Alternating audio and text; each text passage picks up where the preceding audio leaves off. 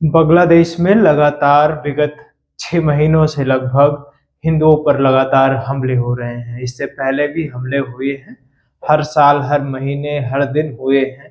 जुल्म पूरी तरह से ढाया गया है, लेकिन इस बार 6-7 महीने से वहाँ की सरकार जब से शेख हसीना के कंट्रोल से बाहर गई है और मोहम्मद यूनुस वहाँ का कमान संभाले हुए हैं, तब से ये पूरा का पूरा परिस्थिति बना हुआ है कि हर हिंदू को टारगेट करो, उनकी बेटियों की इज्जत लूटो, उनके मंदिरों को तोड़ो, मूर्तियों को तोड़ो, उनको कोई धार्मिक आयोजन न करने दो और किसी प्रकार की स्वतंत्रता न दो। ये हो रहा है हमारे पड़ोसी देश बांग्लादेश में। हमारे देश में इजराइल और गाजा पर हमला हो रहा है। इसका हमारे देश के पूरे विपक्ष को और सत्ता पक्ष को पूरी तरह से ख्याल है, लेकिन हिंदुओं पर अटैक हो रहा है बांग्लादेश में, इसका ख्याल इस देश में किसी को नहीं है। किसी को मतलब ना नेता प्रतिपक्ष को है और ना नेता पक्ष को है। दोनों एकदम मौन हैं और इस पर बोलने से कतराते हैं, क्योंकि पता है इजराइल जो है वहां पर बहुसंख्यक लोग हैं यहूदी और बांग्लादेश में बहुसंख्यक लोग हैं मुस्लिम। अगर यहाँ के विपक्ष के नेता बांग्लादेश मुद्दे पर थोड़ा सा भी बोल देंगे तो भारत के अल्पसंख्यक, यानी कि जो अल्पसंख्यक नहीं है, 30-40 करोड़ हैं, वो नाराज हो जाएंगे। सत्ता में जो पार्टियां नहीं है, विपक्ष में जो पार्टियां हैं, उनको वोट देना बंद कर देंगे। इसलिए विपक्ष का कोई भी नेता बांग्लादेश के मुद्दे पर बोलने से कतराता है और डरता है। यहाँ तक तो आपको समझ में आ ही गया होगा। हर आंसू हुकूमत के लिए खतरा होता है, अभी देखा कहाँ है तुमने आंखों का समंदर होना। ये कहने वाले हमारे लोकतांत्रिक और संवैधानिक लोग कहाँ मर गए? सरकार चलाने वाले नेता, देश के प्रधानमंत्री जी कहाँ बैठे हुए हैं? उनको पूरी दुनिया का युद्ध रुकवाना आता है और हमारी कम्युनिटी पर जब हमले हो रहे हैं और हमारी कोई सुनने वाला नहीं है इस दुनिया में, तो वो प्रधानमंत्री जी कहाँ बिरयानी खा रहे हैं? पाकिस्तान में खा रहे हैं। इनसे अच्छा तो डिक्टेटर, जिनको सबसे बड़ा डिक्टेटर कहा जाता था, मैं उनको मानता हूँ, जिन्होंने पाकिस्तान ने जब जुल्म ढाया बांग्लादेश पर तो उसके खिलाफ आवाज उठाई। हालांकि उसको अपने कंट्रोल में ना लेकर फिर से स्वतंत्र देश बना दिया, लेकिन उसके खिलाफ आवाज उठाई और आर्मी भेजकर पूरा नस्तनाबूद कर दी पाकिस्तान के 90,000 सैनिकों को। तो इनसे अच्छा तो मैं उनको मानता हूँ। लेकिन ये साहब हैं कि नौटंकी पे नौटंकी, नौटंकी पे नौटंकी, नौटंकी पे नौटंकी किए जा रहे हैं। अभी तक कोई कार्रवाई नहीं किए हैं। आज फिर 25 हिंदुओं की हत्या हो गई। एक स्वामी जी को जेल में डाल दिया गया, मूर्तियों को खंडित कर दिया गया, मूर्तियों के गले तोड़ दिए गए। ये हो रहा है बांग्लादेश में अल्पसंख्यक कम्युनिटी के साथ। वहां की अल्पसंख्यक कम्युनिटी है हिंदू, और भारत में भी कुछ हो रहा है। भारत में अल्पसंख्यक कम्युनिटी नहीं, बहुसंख्यक कम्युनिटी है मुस्लिम की। अल्पसंख्यक कम्युनिटी है जैन धर्म वालों की, बौद्ध धर्म वालों की, इन लोगों की अल्पसंख्यक है। अभी सिखों की अल्पसंख्यक कम्युनिटी है। मुस्लिमों की जो कम्युनिटी है वो उसको अल्पसंख्यक की श्रेणी में अब नहीं रखा जा सकता, क्योंकि अल्पसंख्यक उसे कहते हैं जिसकी आबादी अल्प हो। अल्प मतलब बहुत कम, छोटा सा।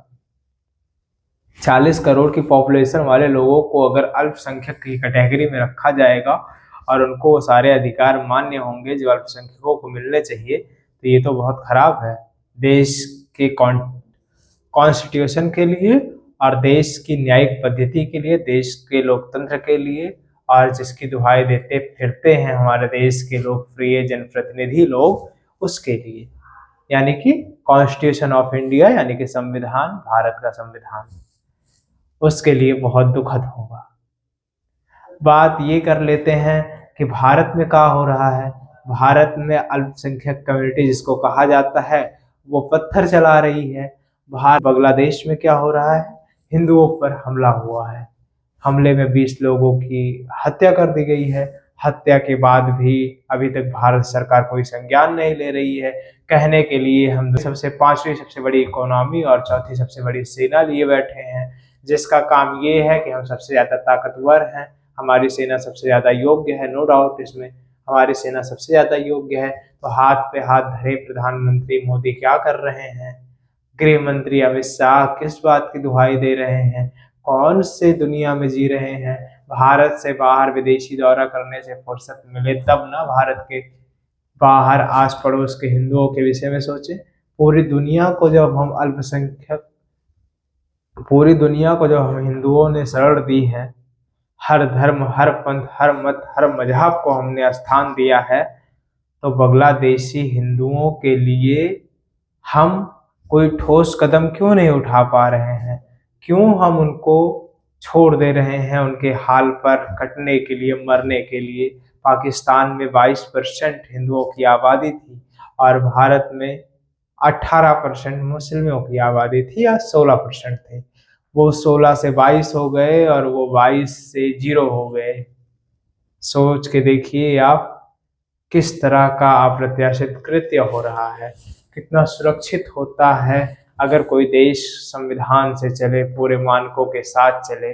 इस देश में आतंकवादी को भी उसका अधिकार दिया जाता है, कसाब जैसे दुर्दांतकों के लिए भी कोर्ट रात को खोला जाता है। सुप्रीम कोर्ट के न्यायाधीश माननीय लोग, हमारे देश के लोकप्रिय नेतागण बार बार इस बात का ध्यान रखते हैं कि विदेश का कोई भी आतंकवादी जो कि 26 से 27 लोगों की हत्या कर दिया हो, उसके बाद भी उसके लिए पूरी क्लीन चिट जानते हैं ना, क्लीन चिट देकर उसको पूरी तरह से बाइज्जत फांसी पर चढ़ाया जाता हो।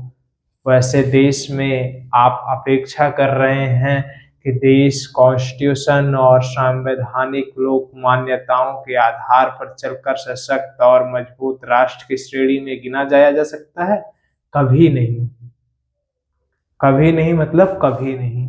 जिस देश में आतंकवादी को पूरे लोकतांत्रिक ढंग से, संवैधानिक ढंग से ट्रीट किया जाता हो, जिन पुलिस वालों के परिवारों की हत्या किया हो, उसको